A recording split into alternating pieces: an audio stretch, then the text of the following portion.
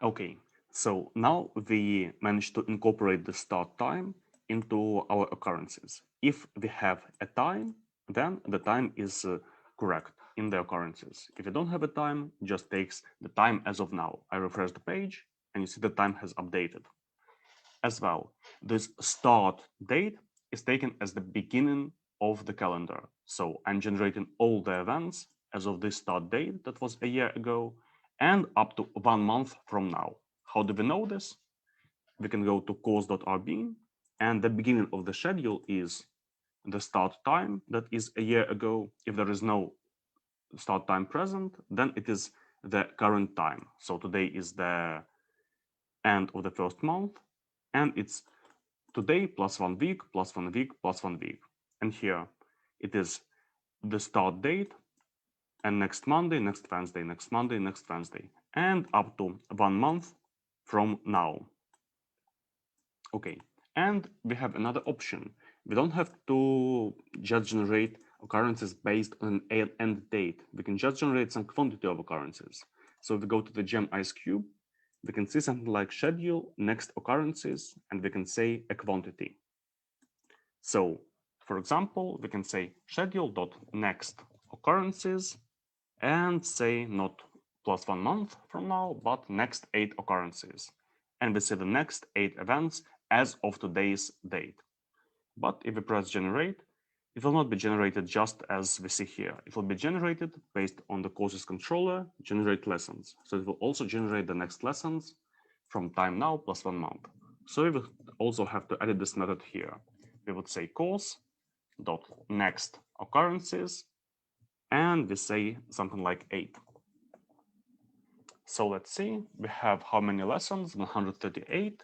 I press generate lessons, it's done, and we will go to lessons and 138.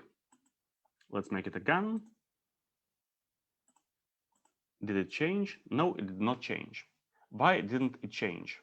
Let's have a look at generate lessons and go to our console.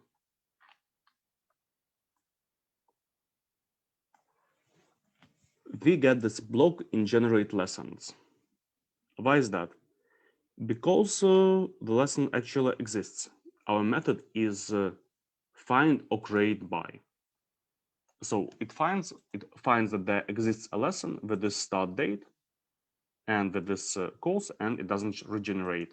If I change the time, let's make it 15:30 and update and press generate lessons, it will likely generate the lessons. Let's see. Yes, it generates the lessons. Here it is. So that must be 140 something, 146 lessons. Why is that? Because it didn't find identical lessons with the same start time.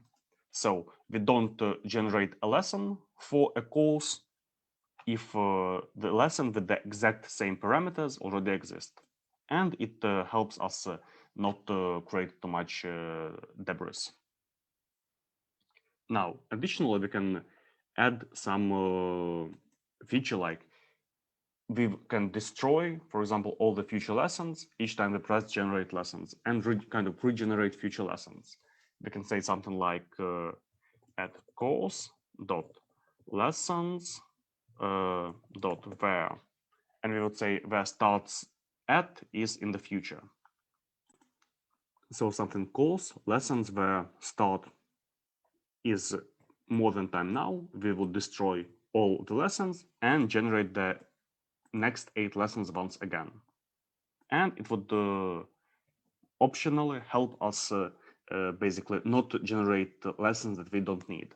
So the future schedule would be generated only by generate lessons, and it would delete all the future lessons that exist at the moment. For example, we were having our lessons planned at 15:30 and we have generated them, but for some reason we've changed the schedule and we don't want to delete each of them manually or edit each of them manually. We can just regenerate the lessons. So I would say comment delete future lessons to regenerate them. And the method below regenerates future lessons.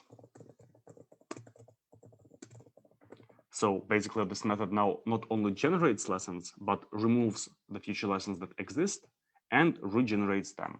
Of course, you don't always have to include this, but as practice has proven, it's really cool to delete the future lessons and regenerate them, because it can actually create a lot of debris. So now we have 146 lessons. I can change the time. Let's make it 1500.